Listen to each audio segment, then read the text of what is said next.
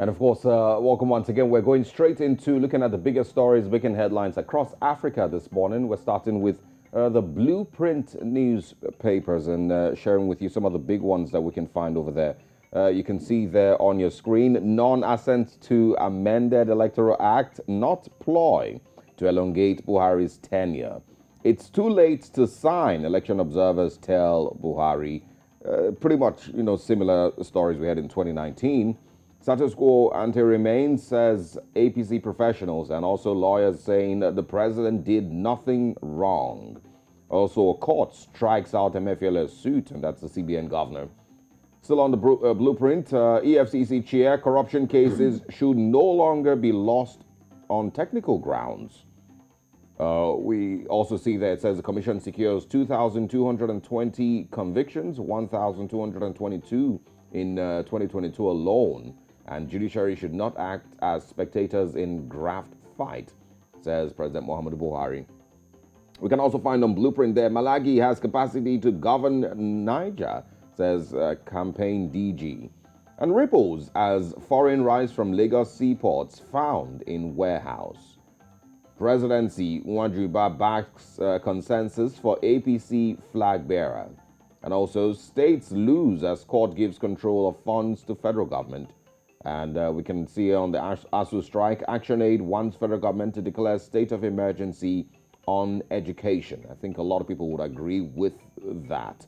Well, those are the big ones that we can share with you on the Blueprint this morning.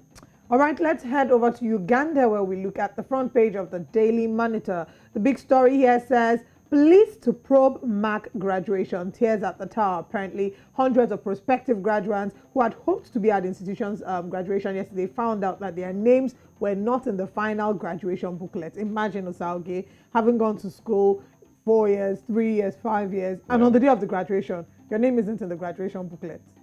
I mean, is there reasons given? The reasons are given on page 4 and page 5 of the Daily Monitor. That would be really, really heartbreaking. Disastrous. Your whole family is there waiting for you to climb on that, walk on that aisle, stage, so they can scream and do videos of you. But you don't get to do that. Oh no, that's really sad. Still on the front page of the Daily Monitor, why is your money losing value? That's a very valid question we all should aim to understand. It's on page 20 and 21 of the Prosper of the Daily Monitor. Tenders, UNOC, Parliament, RIP, DRC, CARE, MJAP, UNHCR, GIZ, Kalangala, NMGU, Delight, etc. Now on page 3 of the Daily Monitor, government overruns April budget amid its calls for frugality. Other stories, police stops detain Besigye in van over planned protests. On page 3, Materials Day, we have Fort Portal Mbarara flag of pilgrims. Now, this particular story makes me really, really excited. On the front page of the Daily Monitor, we can see 3 women, and beside it is an article titled Women Power. The first photo is a woman who had a PhD at 29. Below her is PhD at 31. And right beside her is first PhD in law from MAC. Of course, we just took a story about MAC graduation and some names not appearing on the final, on the day of the graduation, but that's some good news. First PhD in law from MAC. Go, girl. Girl power. Congratulations to them. Okay, we move over to our next paper. Daily Nation, and that's exactly where we are going to. Daily Nation is our next paper, and I can say that it's filled with a lot of political stories, as you can see there on the front page. Let's start off with the big one, the header there. Raila unveils campaign's dream team, and you would not believe who you have on that dream team.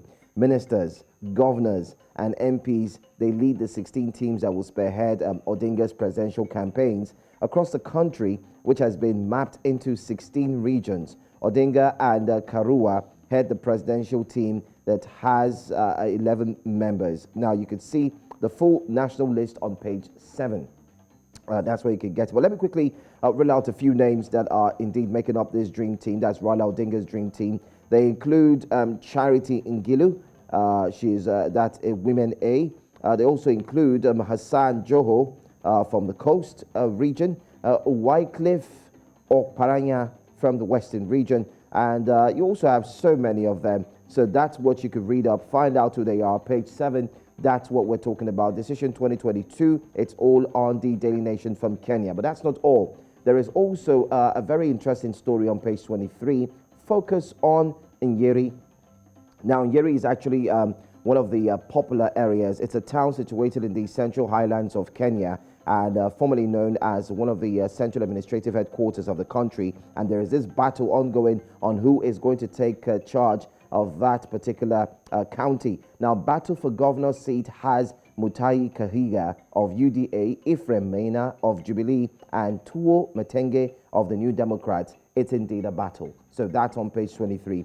Go read up and you'll find out all about the county news. We'll take one last story right about now. And Wiper resolves to drag Kalonzo back to Azimio. In case you do not know, now Kalonzo is looking forward to indeed run for a position, but many are saying that he needs to stop and support no other than Raila Odinga. That's exactly what they're trying to do for him. So read up every single thing you need to know about the Daily Nation, and I'm sure you will get all the details. All away from the Daily Nation now, let's bring it to an end as we take a look at Daily Trust, Osalge, and of course, Olive.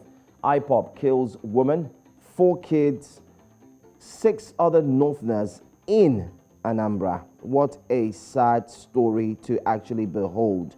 And that's the headline there. Another one says, they're killing us every day. Hausa community leader says, Northern group blames hate campaign by regional agitators.